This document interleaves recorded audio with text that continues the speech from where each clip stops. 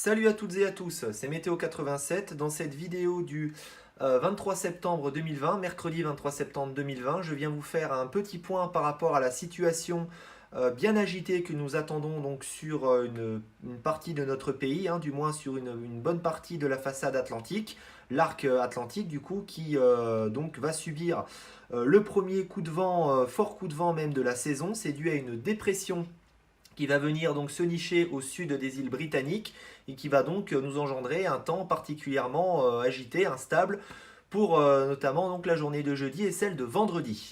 Et du coup, on a une vigilance jaune, donc une alerte jaune du coup pour des vents, pour un épisode de vent fort, donc des côtes de la Manche en descendant jusqu'à la Gironde, avec des rafales donc qui pourraient localement, je dis bien localement, atteindre les 130 km/h. Alors, je vais vous lire ça du coup, ce qu'on a en dessous. Alors, en ce mercredi 14h, nous avions la dépression qui se situait du coup sur l'ouest de l'Irlande. En son centre, la dépression était creusée à 995 hectopascales. Elle générait des rafales à 90 km/h et des vagues de près de 5 mètres de haut. Du coup. Et du coup, cette dépression, au fur et à mesure des heures, elle va continuer de se creuser dans la soirée, dans la nuit. Et donc, comme je vous l'ai dit, pour la journée de jeudi, concerner le sud des îles britanniques, se décaler donc d'ouest en est, et qui va donc concerner la journée de jeudi le Cotentin. Et donc, au sud de cette dépression, c'est là qu'on attend les rafales les plus violentes.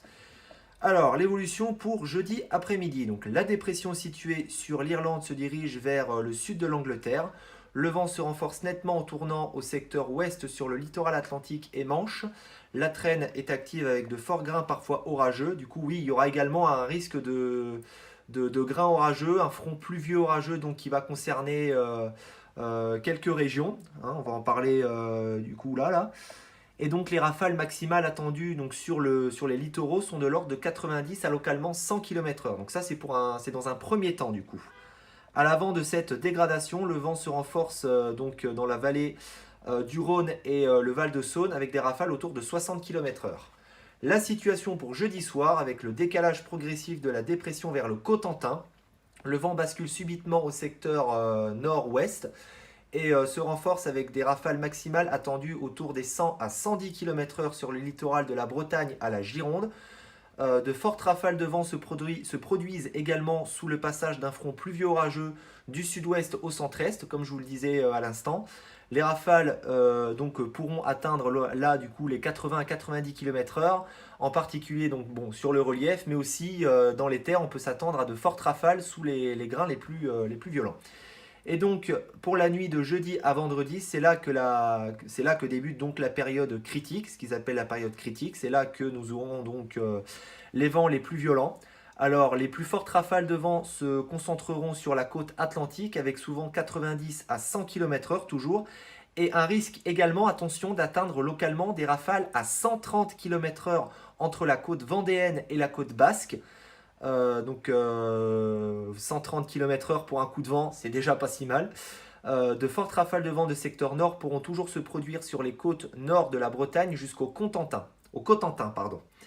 Et donc la situation pour la journée de vendredi se calmera sur l'Atlantique, mais par contre on va surveiller le renforcement du vent en Méditerranée avec notamment le début de la tramontane qui se mettra à souffler en tempête avec des rafales de l'ordre de 110 à 130 km/h dans le golfe du Lion. Ce vent fort donc d'ouest concernera le bassin méditerranéen jusqu'en PACA et surtout en Corse. Cette tempête, il parle carrément de tempête là-dessus, se poursuivra sur une bonne partie de la journée de ce samedi, du samedi à venir. Nous surveillerons également d'autres paramètres de cette dégradation comme les cumuls de pluie au pied des Pyrénées et des Alpes par effet de blocage et de neige à moyenne altitude. Et du coup, ça fera l'actualisation d'une poursuite de ce communiqué spécial courant de la journée de jeudi. Donc d'autres paramètres seront également à surveiller. Voilà.